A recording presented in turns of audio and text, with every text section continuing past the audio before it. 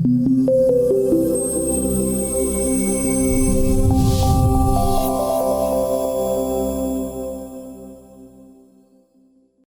I'm Shelley Carney. Thank you for joining us today. I'm with Dr. Eric Coontz of the Koala Center for Sleep Disorders. Can you tell us a little bit about your background and how you got into the specialty? Well, thanks for being here. I had a heart attack about 3 years ago at 4 o'clock in the morning, and it was precipitated by my obstructive sleep apnea.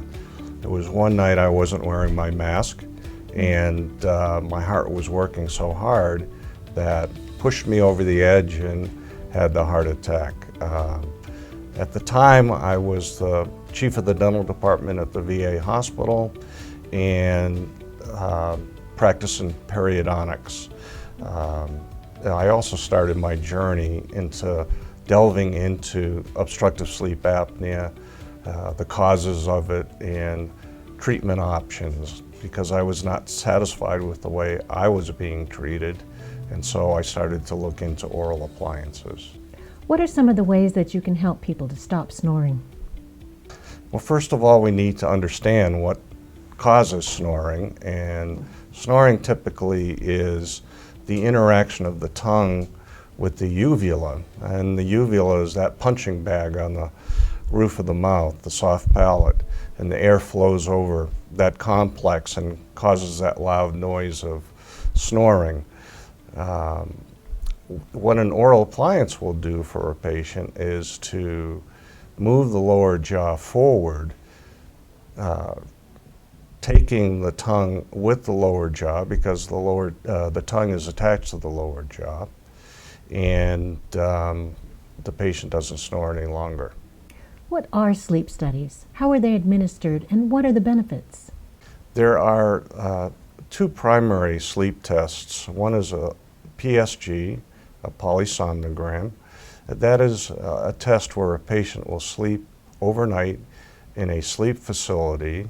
It's an excellent exam, and it is used to diagnose sleep breathing disorders, of which obstructive sleep apnea is one. The other one is a home sleep test.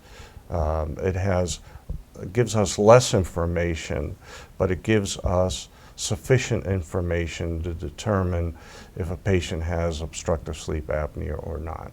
Dr. Coontz, tell us some of the differences between CPAP and oral appliances. A CPAP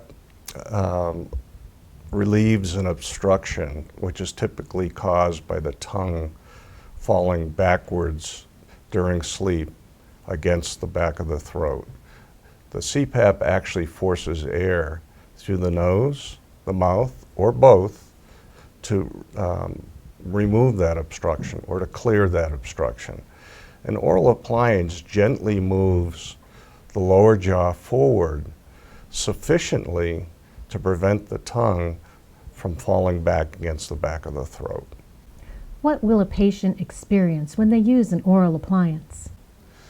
When a patient uses an oral appliance, oftentimes they tell me that it's the best sleep that they've had in a long time. They wake up refreshed. They notice that they're dreaming more. The dreams are deeper, more satisfying. They just really feel like they're energized and they have really slept well. What is the cost to the patient, and how does insurance factor in?